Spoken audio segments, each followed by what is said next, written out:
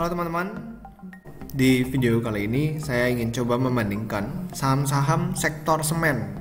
Kenapa saya coba membandingkan sektor semen? Karena kita tahu sendiri sektor properti sekarang lagi cukup rendah ya, dan kemungkinan ada Omnibus Law ini ya, ada RUU Cipta Kerja, sektor properti ini bakal diuntungkan. Nah, kalau misalnya sektor properti ini diuntungkan, otomatis sektor-sektor yang related to properti juga bakal naik daun ya. Contohnya seperti semen. Ya, semen ini udah lumayan tiarap ya dari beberapa tahun terakhir, sehingga mungkin sektor properti kalau misalnya ikut naik di tahun ini bisa membantu sektor semen juga untuk ikut naik. Kira-kira perbandingannya seperti apa akan saya bahas setelah yang satu ini.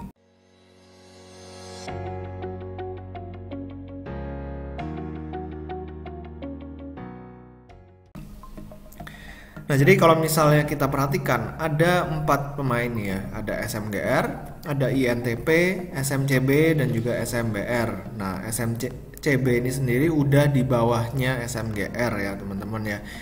Nah, jadi saya menggunakan websitenya Stockbit untuk melakukan komparasi dari 4 saham ini. Kita akan mulai aja langsung ya, current valuation. Kita menggunakan current PE ratio yang TTM. Di sini kita bisa lihat bahwa SMCB ini paling murah 8,91. Lalu SMGR dan juga INTP. Jadi INTP ini paling mahal ya secara PE ratio yang TTM. Sementara SMBR minus ya. Minus kenapa? Karena perusahaan ini mencatatkan kerugian atau rugi. Kita langsung lanjut lagi ke price to sales ya, yang TTM. Ternyata SMCB kembali lebih murah dibandingkan SMGR dan juga INTP. SMGR paling murah kedua dengan price to sales rasionya 1,4 kali. Jadi kalau price to sales ratio itu kalau udah di bawah 1 itu biasanya udah cenderung murah ya, Nah, lalu kita akan lanjut lagi dengan current price to book value. Nah, di sini yang paling murah lagi-lagi SMCB, dia 1,08. Sementara SMGR ini paling mahal ya justru ya, di 1,71 kali. Lalu yang kedua paling murah itu adalah SMBR dan dilanjutkan sama INTP. Nah, lalu kita akan lihat secara market cap, sebenarnya SMGR ini udah paling besar, ya 56 triliun. Jadi kalau boleh dikatakan ya blue chipnya semen itu ada dua, semen Indonesia atau SMGR dan juga INTP atau Indosemen. Ya, di sini bisa kelihatan. Karena memang SMGR ini sampai udah ada di Vietnam ya, dan di seluruh Indonesia SMGR ini udah ada gitu loh. Sementara INTP masih lebih banyak fokusnya di Pulau Jawa. Oke, kita lanjut lagi. Secara profitability di sini kelihatan yang paling profitability-nya tinggi ya, gross profit margin, itu ada SMBR. SMBR ini justru paling tinggi 33,55%, sementara SMCB paling rendah ya. SMCB paling rendah. Nah, ini mungkin juga terjadi karena gross profit margin paling rendah, harganya SMCB juga jadi paling murah. Ya, itu bisa jadi. Lalu dari net profit margin, SMGR dan INTP ini sama 2%. SMBR karena dia rugi, makanya minus ya net profit marginnya. SMCB 1%. Jadi di sini kita ngelihat net profit margin ternyata SMGR dan INTP ini sama ya 2%. Lalu dari management effectiveness nih. Di sini kita akan melihat return on equity. Jadi mana yang memberikan return on equity atau pengembalian kepada investor lebih besar. Di sini kelihatan SMCB paling bagus ya 12%, sementara SMGR dan INTP beda-beda tipis ya 7-8%. Lalu kita akan lanjut lagi dari aset turnovernya. Dari sini kita ngelihat bahwa aset turnovernya ketiga emiten ini ya, SMGR, INTP dan SMCB ini mirip-mirip semua di 0,5an ya sampai 0,6. Sementara SMBR itu 0,33. Nah, jadi di sini kita bisa ngelihat sales dibagi dengan total aset. Nah, itu angkanya segini ya. Oke, lanjut lagi dari solvency rasionya. Ya, dari solvency rasio di sini kelihatan INTP ini punya neraca paling bagus. Ya, neraca paling sehat 4,54. Sementara SMBR paling jelek ya, 0,93. Jadi SMBR ini udah rugi. Lalu dia current rasionya juga nggak gitu menarik ya, current rasio nggak gitu menarik. Jadi udah rugi, neracanya jelek lagi kan. Nah, jadi PR banget dibuat si SMBR untuk memperbaiki at least neracanya terlebih dahulu. Sementara INTP neracanya udah bagus banget ya, karena rasio 4,54. Lalu kedua yang paling bagus SMGR di 1,46 kali. Nah, lalu dari DER-nya, debt to equity ratio, INTP ini strip ya, jadi nggak punya utang berbunga sama sekali. Yang berikutnya SMBR ya, SMBR utang berbunganya kecil. SMGR masih di bawah 1 kali, jadi masih cukup oke ya, cukup sehat. Di sini kita bisa menyimpulkan bahwa yang paling kurang bagus adalah SMCB dari long term debt dibagi dengan ekuitasnya. Jadi paling aman sebenarnya adalah INTP. Ya, INTP ini udah paling nggak mungkin bangkrut. Apalagi di era pandemi seperti sekarang, tentu sangat disarankan untuk mencari perusahaan yang neracanya sangat-sangat sehat, karena potensi bangkrutnya nggak ada, ya kan. Selanjutnya adalah dividen. Mana dari emiten ini yang rajin membagikan dividen dan cukup royal gitu kan.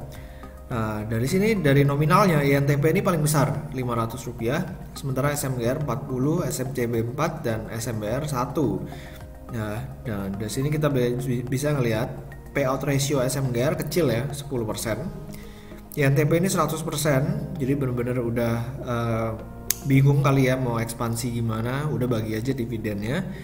SMCB 5%, SMBR 20%. Nah, kalau misalnya kita mau lihat dividen yieldnya, INTP ini paling besar ya, di 4,74%, SMGR 0,43%. Jadi SMGR dan SMCB ini boleh dikatakan kecil ya, cuman kurang dari 1%. Sebenarnya kurang gitu menarik dari sisi dividennya. Lalu kalau misalnya kita mau lihat dari sisi cash flow ya, dari sisi cash flow, karena ini sangat penting, perusahaannya mana yang cukup stabil dalam mencetak cash flow from operation. Kita langsung tarik aja ke 10 tahun ya. Nah, di sini cash flow from operationnya yang paling besar itu tetap si SMGR ya, bisa mencapai 8 triliun. Yang kedua adalah INTP ya, 3 triliun. Lalu SMCB ini naik ya setelah diakuisisi sama SMGR, itu udah mulai membaik lagi dan meningkat menjadi 1,7 triliun.